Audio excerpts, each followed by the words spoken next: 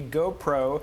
Julie, yesterday not a good day for GoPro. The stock went down almost 20% on some lackluster earnings, and yet today, surprisingly, it kind of made up some of that ground. So what message do we take out of that? Do you think that investors think that maybe the drone ends up carrying this company?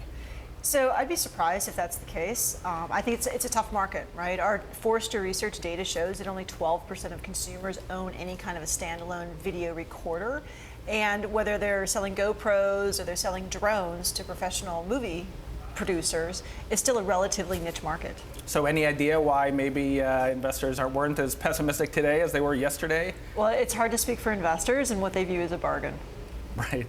Okay, well, another company, obviously, that had a big week, Facebook. Earnings were great in almost every respect, and yet the stock lost about 8% over the week over this possibility that the company raised that it was running out of places to put ads. How are investors supposed to take that? Yeah, so I think it's always difficult to say what's in an investor's mind, but I believe that Facebook's still in a very strong position.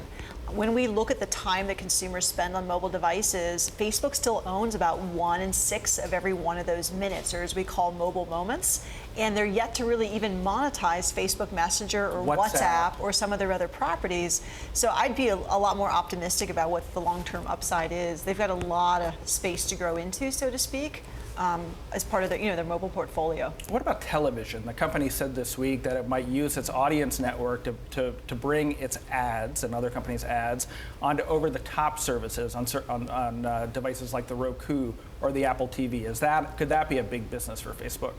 So it's a possibility because Facebook really has two things. So Facebook has a very large mobile audience, which they're doing their best to monetize, but Facebook also has a lot of data about us as consumers, what we like, who our friends are, where we go, and things like that. To the extent that they can use that data to make the advertising more valuable on these other platforms, sounds like a good opportunity to me. Right. So I want to go back to hardware for a moment, and we talked about GoPro, but overall it wasn't a great week for hardware in the valley. I mean, you had Fitbit, right, declaring a possible shortfalls in sales over the holiday season. We just reported that the hardware partner at the Y Combinator incubator has left, and Magic Leap was making an augmented reality system down in Florida. It's lost its chief marketing officer. Can you connect the dots here? What is happening among these smaller hardware makers? So I think it's always, first of all, hardware is always very difficult to do, and it's very hard to make money just doing hardware. And there's a few factors in play there.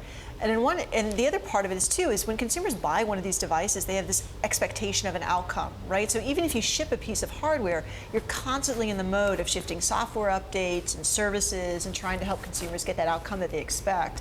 I think when we look specifically at Fitbit, and we look at what we're forecasting over the next 5 years, we're not really forecasting much in terms of increased sales. While the overall market is going to double from about 1 in 6 consumers having a wearable device today to 1 in 3, smartwatches are going to capture the vast majority of that upside here over the next 5 years. And they're actually preferred by Gen Y and some of the younger consumers coming into the market. So quick last question, what's the future for Fitbit? Can it exist as a standalone company? So the big opportunity for Fitbit is if at some point insurance companies either mandate that each of us wears one of these devices or gives us some huge financial benefit for doing so, and there's just more in it for the consumer. But no, I don't believe there's enough self-motivated consumers to make this a much bigger market.